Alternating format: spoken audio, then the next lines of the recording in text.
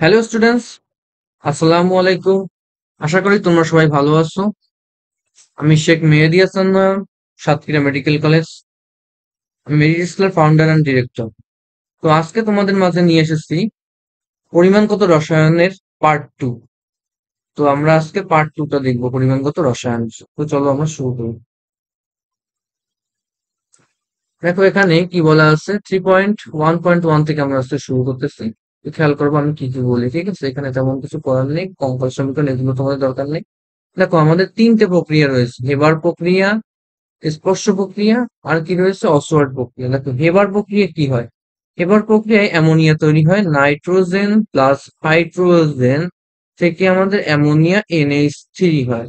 ঠিক আছে, nitrogen 2 hydrogen 3। তাহলে এখান থেকে আমাদের সমতা করতে হবে। দেখো সমতা করলে কি হয়, এখানে 2 দিলাম, তাহলে এখানে 6 আসলো, তাহলে এখানে 3। তাহলে 1 অণু নাইট্রোজেন, 3 অণু হাইড্রোজেন, 1 মোল নাইট্রোজেন 3 মোল হাইড্রোজেনের সঙ্গে বিক্রিয়া করে 2 মোল অ্যামোনিয়া গ্যাস উৎপন্ন করে। এই প্রক্রিয়াটার নাম কি? হেবার প্রক্রিয়া বা হেবার বোস প্রক্রিয়া। ঠিক আছে, হেবার সংশ্লেষণ বা হেবার বোস প্রক্রিয়া। ঠিক আছে, এর যে চাপ টাপ রয়েছে এগুলো আমরা ফার্স্ট অধ্যায় করবো এখানে। তারপরে দেখি অসল্ট প্রক্রিয়া। অসল্ট প্রক্রিয়া সাধারণত আমাদের অসওয়াল্ড শব্দের সঙ্গে মিল রেখে নাইট্রিক অ্যাসিড, একটু খেয়াল রাখবো। অসওয়াল্টটা হলো নাইট্রিক অ্যাসিড, অসওয়াল্ট হলো নাইট্রিক অ্যাসিড তৈরি করে। অসওয়াল্ট হলো নাইট্রিক অ্যাসিড তৈরি করে। ঠিক আছে, এরপর স্পর্শ প্রক্রিয়া। স্পর্শ দিয়ে আমরা সালফিউরিক অ্যাসিড তৈরি করি। স্পর্শ প্রক্রিয়ায় সালফিউরিক অ্যাসিড তৈরি হয়। আমাদের চারটা প্রক্রিয়া দেখলাম: অসওয়াল্ডে নাইট্রিক অ্যাসিড, এবার বসে অ্যামোনিয়া, এবার বসে অ্যামোনিয়া, স্পর্শতে সালফিউরিক অ্যাসিড। ঠিক আছে friends? তারপরে আমরা আসি, এখানে দেখো একটা লাইন বলা আছে: যেসব আয়ন বিক্রিয়ায়, কোন একটি বিক্রিয়া যেসব আয়ন সরাসরি অংশগ্রহণ করে না, অংশগ্রহণ না করে দ্রবণে অপরিবর্তিত থাকে, মানে দ্রবণে মানে আছে, বিক্রিয়ক হিসেবে আছে কিন্তু আমাদের বিক্রিয়ায় কোনো অংশগ্রহণ করেনি, জাস্ট একটা দর্শক আয়ন হিসেবে, মানে দর্শক হিসেবে আছে। তো সেগুলোকে আমরা বলবো কি, দর্শক আয়ন। মানে বিক্রিয়ক হিসেবে ও আয়নটা আছে, মূল যৌগের মধ্যে আয়নটা আছে, কিন্তু আয়নটা কোনো জারণ সংখ্যারও কোনো চেঞ্জ হয়নি, এটা কোনো অ্যাসিড হিসেবে কোনো চেঞ্জ হয়নি, কোনো প্রকার চেঞ্জ হয়নি। এ শুধুমাত্র যেমন আছে তেমন লাস্টে উৎপাদকেও তেমনই হয়ে গেছে। তার মানে এটাকে বলবো আমরা দর্শক আয়ন। ঠিক আছে, এরকম দর্শকায়ন আমরা আস্তে আস্তে যখন ভেতরে ঢুকবো, বিক্রিয়াগুলো দেখবো, তখন অনেক দর্শকায়ন আমরা পাবো। আমরা অবশ্যই ইন্ডিকেট করবো সে সময়। ঠিক আছে, এখন দেখো এখানে এটা শুধু একটু রিডিং করতে পারো, এখানে তেমন কিছু আমাদের পড়ার নেই। ঠিক আছে, এখানে পড়ার দরকার নেই, পরবর্তীতে আমরা যাই। এই পেজে তেমন কিছু নেই। আচ্ছা দেখো এখানে এগুলো আমরা এর পরে আসছি, এর পরে যেগুলো আছে সেগুলো আমরা করবো। আচ্ছা দেখো, এসটিপি, এসটিপি, এসএটিপি আর এনটিপি, আমরা ফার্স্ট পার্টে আমরা এই তিনটে সম্পর্কে ভালো করে দেখিয়েছি। ওখানে বলছিলাম 24.02 হবে, 24.04। ঠিক আছে, এটা একটু কারেক্ট করে নিই, ব্যাস। আর বাকিগুলো তোমাদেরকে দেখানো হয়েছে। এইটা একটু করতে পারো। সোডিয়াম অ্যাজাইড বিয়োজিত হয়ে নাইট্রোজেন গ্যাস উৎপন্ন করে। সোডিয়াম অ্যাজাইড বিয়োজিত হয়ে নাইট্রোজেন গ্যাস তৈরি করে। সোডিয়াম অ্যাজাইড বিয়োজিত হয়ে নাইট্রোজেন গ্যাস তৈরি করে। এরপরে আমরা একটু সমস্যায় ঢুকবো, আমাদের যে মেইন সমস্যাগুলো এগুলোতে আমরা তো ঢুকবো। এখানে অনেক কিছু বোঝার আছে, একটু ভালো করে খেয়াল করবা। এই জায়গাটাই আমাদের এই পার্ট 2 এর সবচেয়ে ইম্পর্টেন্ট জায়গা। খেয়াল করি আমরা, এটা একটু দাঁড়াও, সমস্যা হচ্ছে।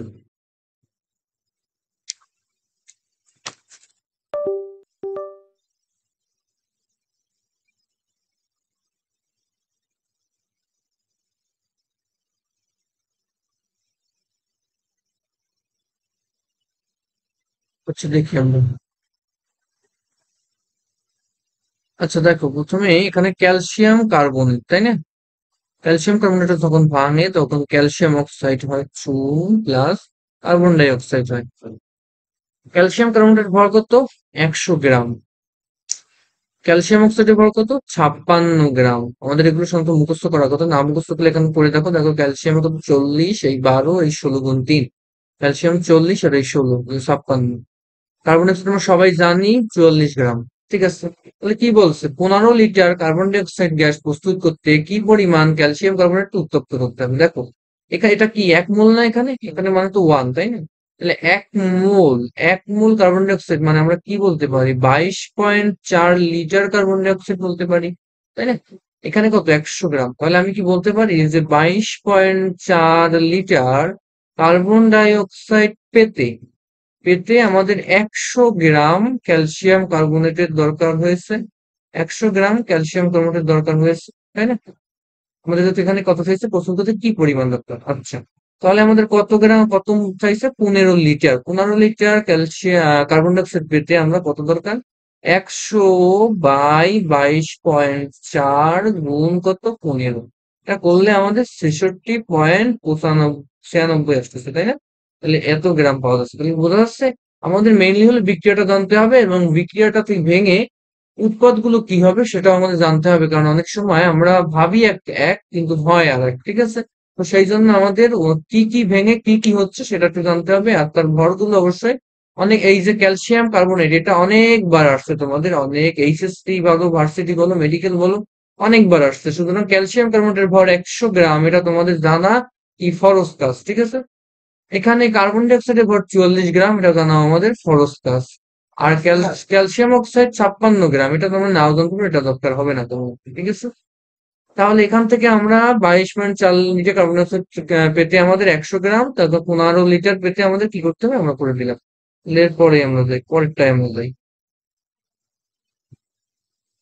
আচ্ছা দেখো, তাহলে এরপরে কি আছে, KCl ও 3, এটাকে ভাঙলে কি হচ্ছে, KCl+O2 সমতা করলে কি হচ্ছে, এখানে 2, এখানে একটা 2 হচ্ছে, এখানে একটা 3 হচ্ছে, তাই না?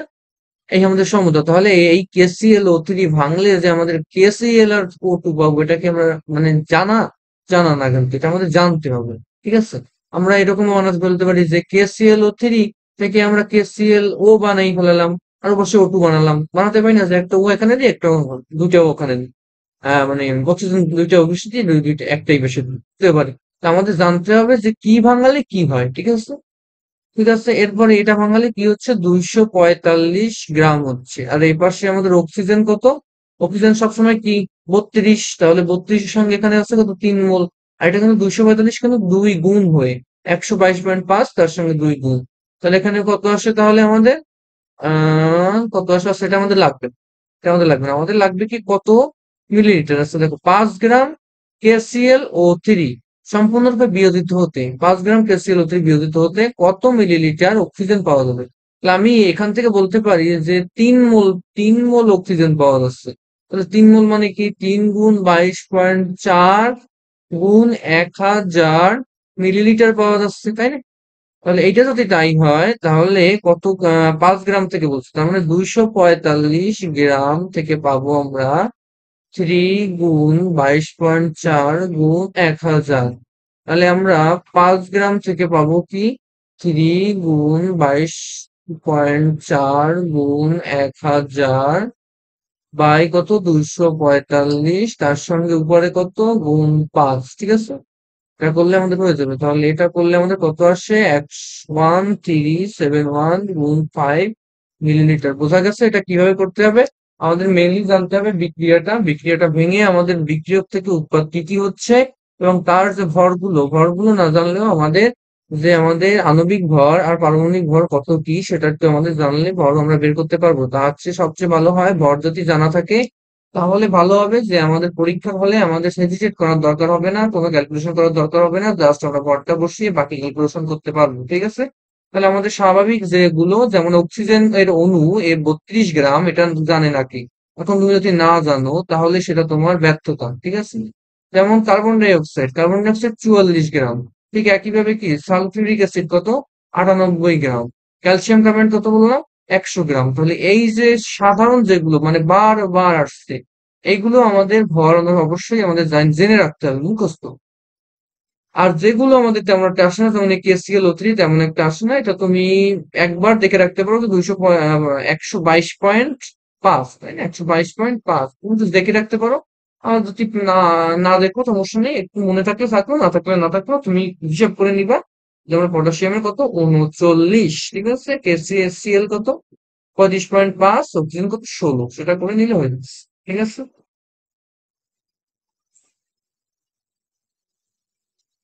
তারপরে এখানে আর নেই, দেখি সামনে এগোই। আচ্ছা, এই ধরনেরই কিছু ম্যাথ এখানে দেওয়া আছে, একটু সলভ আউট করবো। এখানে calcium carbonate, magnesium oxide, magnesium carbonate কখন কি হচ্ছে ভাঙালে ওই সেম আমি ক্যালসিয়াম কার্বনেট দেখিয়ে দিচ্ছি, ম্যাগনেসিয়াম কার্বনেট সেম ভাবে করে নিলাম। তা আমি আর দেখাবো না। এরপরে দেখো কি আছে, এইটা আমরা একটু করাবো, চুনা পাথর। এইটা একটু ইম্পর্টেন্ট প্রশ্ন, আমাদের খুব ইম্পর্টেন্ট প্রশ্ন, আমরা পারবো না, আমি এটা একটু দেখিয়ে দিব। দেখো এখানে কি বলছে, চুনা পাথর কোনটা? ক্যালসিয়াম কার্বনেটটা হলো আমাদের চুনা পাথর, ক্যালসিয়াম কার্বনেট হলো আমাদের চুনা পাথর। ক্যালসিয়াম অক্সাইডটা হলো আমাদের চুন বা চুনের পানি, চুন বা চুনের পানি বা চুনের জল যেটাকে বলে। আর ক্যালসিয়াম কার্বনেট হলো চুনা পাথর। তাহলে এখানে বলছে কি চুনা পাথর, চুনা পাথর ওখানে বলেও দিছে ক্যালসিয়াম কার্বনেট। তাহলে ক্যালসিয়াম কার্বনেটের ভর কত? ভর কত? 100 গ্রাম। তাহলে এখানে বলছে কি 95%। তার মানে কি 100 গ্রামে 95 গ্রাম আছে বিশুদ্ধ। 100 গ্রামে 95% 95 গ্রাম আছে, বাকি 5% কি হয় ভেজাল আছে বা এই ধরনের, তাই না? আচ্ছা, ভেজাল আছে বা বালি থাকতে পারে, চুনা পাথর, এখানে বালি থাকতে পারে, মাটি থাকতে পারে, বিভিন্ন কিছু থাকতে পারে, ভেজাল থাকতে পারে। ঠিক আছে, চুনা পাথর। তাহলে আমি বলতে পারি 100 গ্রামে 95 গ্রাম, তাহলে এখানে দেওয়া আছে কত গ্রাম? 160 গ্রাম। তাহলে 160 গ্রামে কত? 95/100, 95/100 গুণ 160। ঠিক আছে, তাহলে 160 গ্রামে কত গ্রাম আছে আমাদের? 152 গ্রাম। তাহলে 152 গ্রাম হলো আমাদের নিট।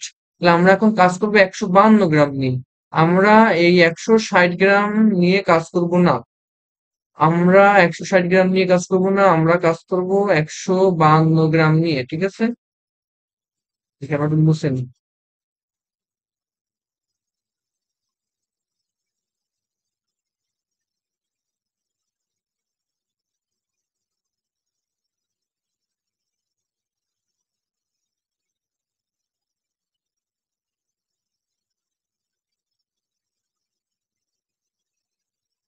তাহলে 152 গ্রাম, তাই না?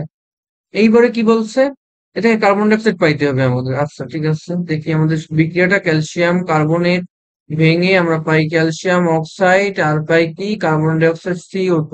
তাহলে এখানে একটা সি, এখানে একটা থ্রি, এখানে থ্রি, এখানে থ্রি, এখানে ওয়ান, এখানে টু পাইছি। আচ্ছা, এইবার আমরা একটু দেখি কি বলছে। এখানে 100, এখানে কত আমাদের? এখানে 100 গ্রাম, এখানে 44 গ্রাম, এখানে 22.4 লিটার। কি বলছে? তাহলে 160 গ্রাম চুনাপাথর থেকে আমরা কত মিলিলিটার কার্বন ডাইঅক্সাইড পাবো? আচ্ছা আমরা জানি, তাহলে এখানে কি 100 গ্রাম ক্যালসিয়াম কার্বনেট থেকে আমরা পাচ্ছি 22.4, এখানে মিলিলিটার বলছে, তার মানে 100 দ্বারা ভাগ গুণ দেবা, এত মিলিলিটার কার্বন ডাইঅক্সাইড। তাহলে আমি 152 গ্রামে কত পাবো? তাহলে 22.4 গুণ হবে কি 1000 বাই এই পাশের 100 ভাগ, আর এই পাশের 152 গুণ। ঠিক আছে, 152 গুণ, তাহলে এত মিলিলিটার আমরা পাবো। দেখো এখানে কি করছে, 22.4 152/100, এই 1000 কিন্তু পরবর্তীতে গুণ করছে। তাহলে এখান থেকে কত আসবে? 34048 মিলিলিটার। ঠিক আছে, তাহলে এত মিলিলিটার আমাদের অ্যান্সার। তাহলে আমরা কি করলাম, জাস্ট এখানে দেখানো ছিল যে 95% আমাদের কি করতে হবে, 100-তে 95, তার মানে আমাদের ওখানে কত দেওয়া আছে সেখান থেকে আমাদের 95%-এ আমাদের কত আছে সেইটা আমাদের একটু বের করে নিতে হবে, বাকিটা আগের মতোই। ঠিক আছে,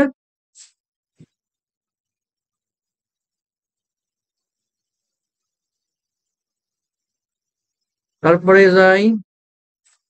এই অধ্যায় তোমাদের তেমন পড়া নেই, এগুলোই সেম আগের যে আমরা করিয়ে দিয়ে আসছি, সেম প্রশ্ন বারবার রিপিট, বারবার রিপিট, সব বারবার রিপিট। এখান থেকে 1 মিনিট আগের পেজে একটু যাই। এই যে ক্যালসিয়াম কার্বাইড থেকে অ্যাসিটিলিন গ্যাস তৈরি হয়, মানে ইথাইন তৈরি হয়, এটা একটু জেনে রাখবো। এটা আমাদের জৈব যৌগে আছে যদিও, যে ক্যালসিয়াম কার্বাইড থেকে আমরা অ্যাসিটিলিন গ্যাস বা কি C2H2 পাই। ঠিক আছে, আজকে তো সিস্টেমের সমস্যা করতেছে, আমরা তো দেখি। আচ্ছা দেখো, কপার পাইরাইটস এর সংকেতটা আসতে পারে, কপার পাইরাইটস এর সংকেত কি? Cu2S। এখান থেকে যখন কপার ধাতু পাবো তখন এখান থেকে কি পাবো, আমি সালফার ডাইঅক্সাইড গ্যাস পাবো। এটুকু তো জানবা। আর কপার পাইরাইটস এর যে সংকেতটা, এটা অনেক অনেক ইম্পর্টেন্ট। কপার পাইরাইটস এর সংকেতটা অনেক অনেক ইম্পর্টেন্ট। তারপরে কি আছে,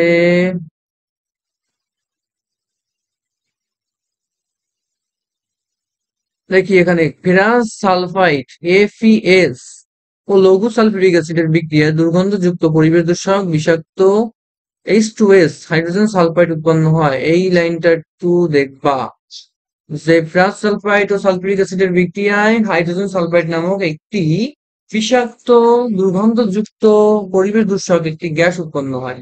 আচ্ছা দেখো, সীমিতকরণ বিক্রিয়া, সীমিতকরণ বিক্রিয়া বা সীমিত বিক্রিয়ক যেটাকে আমরা বলি, লিমিটিং বিক্রিয়ক।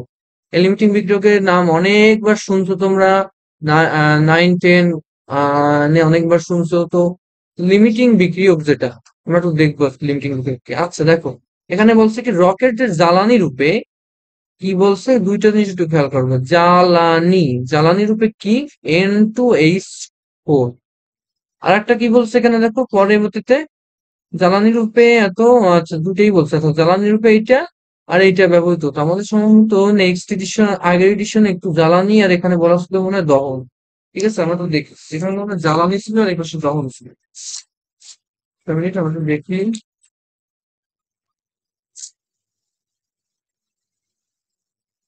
তো এখানে দহন হওয়ার কথা, ঠিক আছে, এখানে দহন হওয়ার কথা যে N2O2 দহনে হবে। এটা একটু কনফার্ম করে নেবো, ঠিক আছে, একটু খেয়াল রাখবা এই জায়গাটা। আচ্ছা এই যে লিমিটিং বিক্রিয়ক, আচ্ছা এখন কি বলছে দেখো, 500 গ্রাম নাইট্রোজেন, নাইট্রোজেনের ভর কত, 8। হাইড্রোজেনের ভর কত, 2। যেহেতু একটা অণু বলছে, তাহলে 500 গ্রাম নাইট্রোজেনে কত মোল সংখ্যা, এত মোল। হাইড্রোজেন 100 গ্রাম হলে তার কত মোল, এত মোল। তাহলে আমরা কি বলছি, হেবারগোস প্রক্রিয়া, তাই না, অ্যামোনিয়া তৈরি করবো। তাহলে N2 1 মোল, এটা বাদে কিন্তু 3 মোল, এখান থেকে 2 মোল এই পাবো, তাই না। তাহলে এর 1 মোল এর 3 মোলের সাথে কাজ করে। তাহলে এখানে বলছে কি, তাহলে 17.86 মোল যদি আমি না কি নাইট্রোজেন নিই, তাহলে এখানে আমাদের হাইড্রোজেন দরকার হবে কত মোল, 53.58 মোল, তাই না। তাহলে আমাদের আছে কত মোল, 50 মোল। তাহলে এখানে এটা কম আছে না, তাহলে কম থাকা মানে কি, সে খুব তাড়াতাড়ি শেষ হয়ে যাবে, তাই না। এর দরকার 53, মানে এই বিক্রিয়াটি শেষ করতে 53 মোল দরকার, কিন্তু এর আছে 50 মোল। তার মানে 50 মোল পর্যন্ত দিতে দিয়ে এ শেষ হয়ে যাবে। তাহলে এই যে লাস্টের এই যে হাইড্রোজেনটা, এটাকে আমরা বলবো লিমিটিং বিক্রিয়ক, ঠিক আছে, লিমিটিং বিক্রিয়ক, লিমিটিং বিক্রিয়ক বলবো। এটা কি হয়, এটা আগে শেষ হয়ে যায়। তাহলে লিমিটিং বিক্রিয়ক হলো যে বিক্রিয়াটা, যে বিক্রিয়কটা অপেক্ষাকৃত আগে শেষ হয়ে যাচ্ছে, কোন একটা বিক্রিয়ায় অপেক্ষাকৃত আগে শেষ হয়ে যাচ্ছে, আগে নিঃশেষ হয়ে যাচ্ছে, সেটাকেই বলা হয় হলো আমাদের লিমিটিং বিক্রিয়ক। তো এটা যেহেতু এটা ঘাটতি পড়তেছে, তাহলে এটাই আমাদের লিমিটিং বিক্রিয়ক হবে, ঠিক আছে। লিমিটিং বিক্রিয়ক আমরা কিভাবে বুঝবো, এইভাবে করবো যে কার জন্য কত মোল দরকার, এন্ড দেন কত মোল দেওয়া আছে, কত মোল দরকার, কত মোল দেওয়া আছে। যদি দেওয়ার থেকে বেশি থাকে, যদি দেওয়ার থেকে বেশি থাকে, তাহলে অবশ্যই সেটা কি লিমিটিং বিক্রিয়ক নয়, তাহলে উল্টোটা হলো লিমিটিং বিক্রিয়ক হবে। তাহলে কনফার্ম উল্টোটা লিমিটিং বিক্রিয়ক হবে তোমাদের জন্য। আর যদি সেটা তুমি করে দেখো, তাহলে তার উল্টোটা দেখবা, উল্টোটা করবা, আবার দেখবা মিলে যাচ্ছে, অপরটা কি লিমিটিং বিক্রিয়ক হয়ে যাচ্ছে, ঠিক আছে।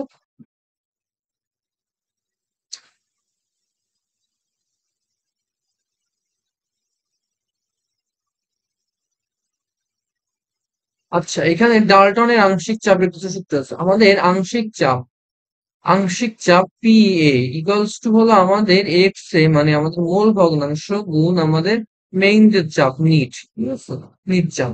তাহলে আমাদের মেইন হলো এই যে মোল ভগ্নাংশ এটা হলো কি, মনে করো আমাদের 3 মোল নাইট্রোজেন দেওয়া আছে, আর কি 4 মোল হাইড্রোজেন দেওয়া আছে। তাহলে আমাদের চাইছে কি, আমাদের চেয়েছে হাইড্রোজেনটার মোল ভগ্নাংশ হবে। তাহলে হাইড্রোজেন চাইছে, তার মানে উপরে হাইড্রোজেনেরটা, নিচে হলো দুইটার যোগফল। উপরে হাইড্রোজেনেরটার মোল সংখ্যা, অবশ্যই মোল সংখ্যা, যদি এখানে ভর দেওয়া থাকতো তাহলে মোলে কনভার্ট করে নিবে অবশ্যই। তাহলে মোল সংখ্যা, তাহলে যেটার মোল সংখ্যা চাইছে বা এই মোট মোল সংখ্যা, তাহলে এটা কত, 4/7, ঠিক আছে। এইখানে 4/7 বসাবা, গুণ দিবা কত আমাদের মোট চাপ দেওয়া থাকে, মনে করো দেওয়া হচ্ছে 2 অ্যাটমসফিয়ার, তাহলে এর আংশিক চাপ কত, এর সঙ্গে গুণ করে কি যা আসবে তাই। ঠিক আছে, এটা হলো আমাদের মূল সংখ্যা। যদিও এই প্রশ্নটা পড়াটা হলো আমাদের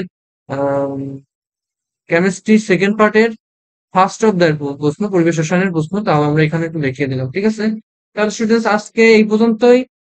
কেমিস্ট্রি পরিমাণিত রসায়নের পার্ট 2 তে তোমাদের এই পর্যন্তই আমরা দেখালাম। পার্ট 3 তে এরপরে আমরা দেখব পিএইচ মান, দেখব কিছু নির্দেশক দেখব। এরপরে আমাদের যে প্রশমন বিক্রিয়া রয়েছে, সে প্রশমন বিক্রিয়া কিভাবে করতে হয় সেগুলো আমরা পুরো ভালোভাবে, কয় ধরনের প্রশ্ন আসে সবগুলো আমরা দেখাবো নেক্সট ডে অনেক পরে আমরা দেখাবো জারণ বিজারণের যে 8টা সমীকরণ আছে না 6টা আছে, ওই 6টা আমরা দেখাবো। এন্ড দেন তারপরে আস্তে আস্তে আমরা পিএইচ গুলোতে যাব, এবং পরবর্তীতে যে আমাদের লোহা লোহা কত গ্রাম আমরা অবশিষ্ট থাকবে বা কত গ্রাম ভেজাল আছে, এই ধরনের যে অঙ্কগুলো আছে একদম কঠিন টাইপ যে অঙ্কগুলো, ওই কঠিন টাইপ অঙ্কগুলো আমাদের একদম বইয়ের লাস্টের দিকে আছে, মানে ইয়ের লাস্টের দিকে। ওটা আমরা একদম লাস্টেই দেখাবো। ঠিক আছে স্টুডেন্ট, তো আজকে এই পর্যন্তই। তোমাদের সবাইকে ধন্যবাদ আজ আমাদের সঙ্গে থাকার জন্য। আমাদের পার্ট 3 ইজ কামিং। ঠিক আছে, আজকে এই পর্যন্তই, তাহলে ধন্যবাদ।